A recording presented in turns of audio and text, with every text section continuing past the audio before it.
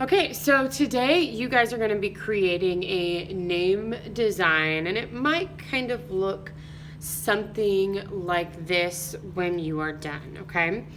So you will each need just a piece of paper. I have those, the sub will give those to you.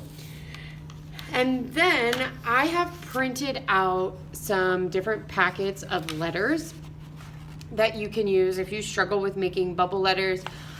This could be really helpful for you to use as well, and just to kind of get you guys thinking of some more creative ideas. You do not have to use this, but you are more than welcome to if you're kind of struggling with some ideas, okay? So it is up to you if you want to pick your first name or your last name. I picked my last name here. And what we're going to do is we're going to arrange it and overlap it so that it looks as if our name is overlapping, and as it goes up, it's going to create a shape, and it'll get smaller as it goes up. Okay, so you're going to really practice overlapping and stacking those letters. Okay, so I would encourage you guys to probably start with a pencil first. If you feel comfortable, go ahead, you can start with a Sharpie, but that's going to be totally up to you. Or you might do your letters with pencils first, and then when it gets to all the background details, you might go ahead and do that with Sharpie. But go ahead and do what you feel comfortable with, and I'm definitely going to use Sharpie now so that you guys can see what I am doing, okay? So I'm going to go ahead and I'm going to continue doing my last name.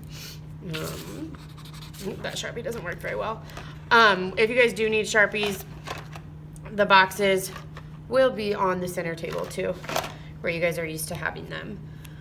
Okay, so I'm going to start with my name, and I'm going to do it a little bit different than that first one, get a little more creative, and I'm actually going to use this handout to help me create some more interesting letters, okay?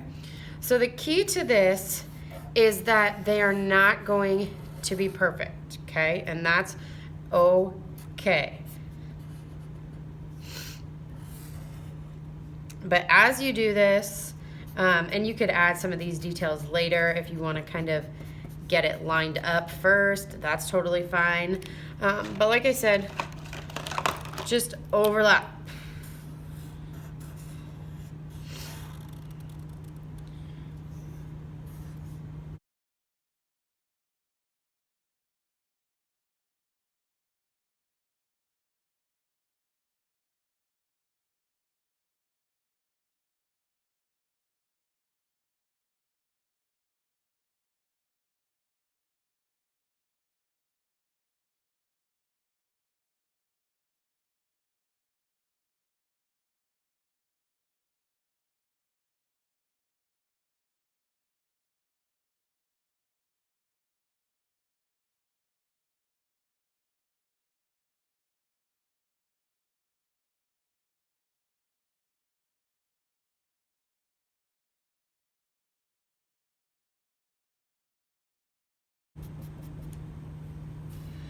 All right, so now that I have one layer done, I'm gonna go ahead and start rolling my letters up.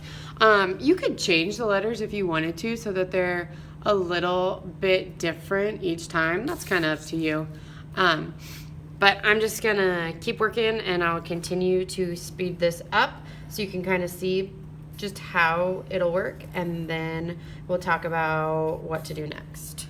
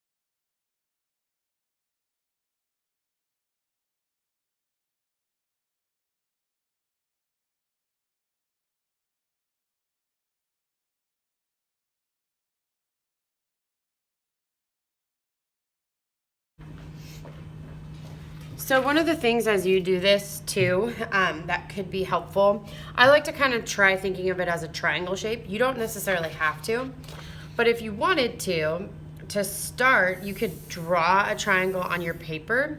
And then as you're doing this, and I'm just gonna do this super, super rough, not bubble letters. What you can do is you could overlap and stack your letters, okay, so that they fit inside that triangle. I mean, it can overlap over top of it, but that might be a good way for you if you are maybe struggling with that, okay?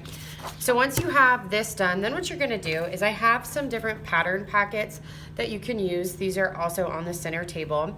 And you can use these to fill in behind your letters with as many designs. You certainly don't have to use these packets, but you are welcome to.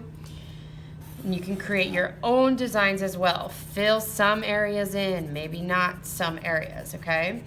So you're gonna do your best to just kind of fill with the black and white design in the background.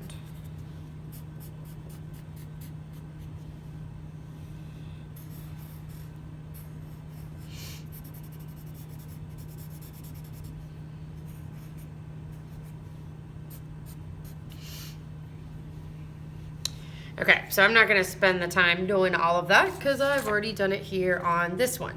So you notice that that black and white detailed design really stands out when you add color to the letters, okay?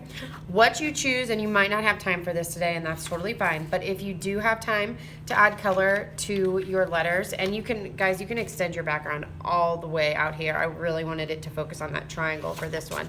That's gonna be up to you, use your creativity.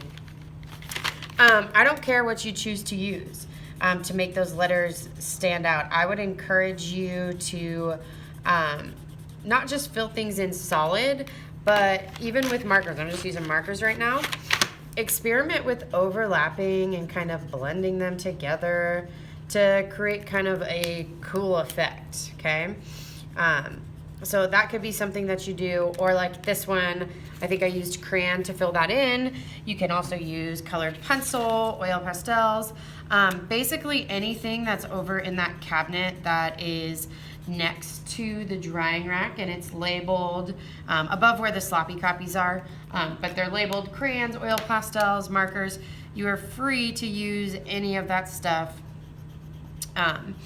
in that bin, okay? So get creative with your designs, and then whatever utensils you want to use to fill in with color, you can do that. And so that is what you will be doing today, and I can't wait to see them when I get back.